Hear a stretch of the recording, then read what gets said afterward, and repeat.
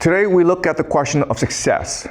Okay? The question is, who succeeds and why?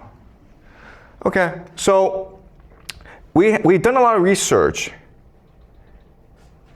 and we've discovered that people who succeed for certain reasons. So there is a Columbia psychologist named Walter Mischel, and he devised a very famous experiment called the Marshmallow test.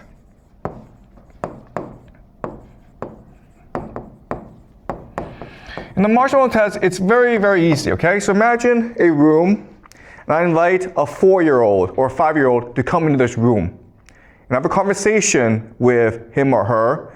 I ask them, how's your mother? What do you like to do? And it's a very good conversation.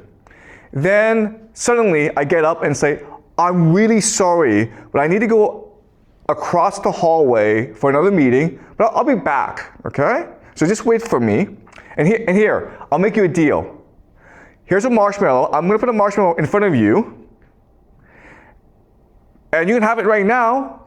If I come back and the marshmallow is still there, I will give you 2 marshmallows, okay?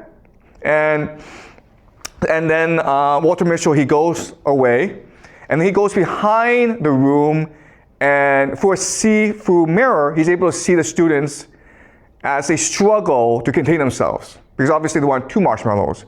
And there are some students who can, in fact, resist the temptation to eat the first marshmallow and then get a second marshmallow. But then there are others who cannot. And Walter Mischel will spend 50 years just tracking them, okay?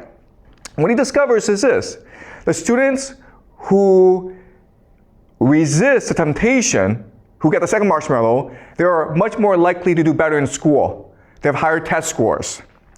They have better careers. Their careers are more stable. They get promoted in their careers. They're much more able to find a stable relationship. They avoid jail. They avoid drugs. They avoid alcohol. They're more lean.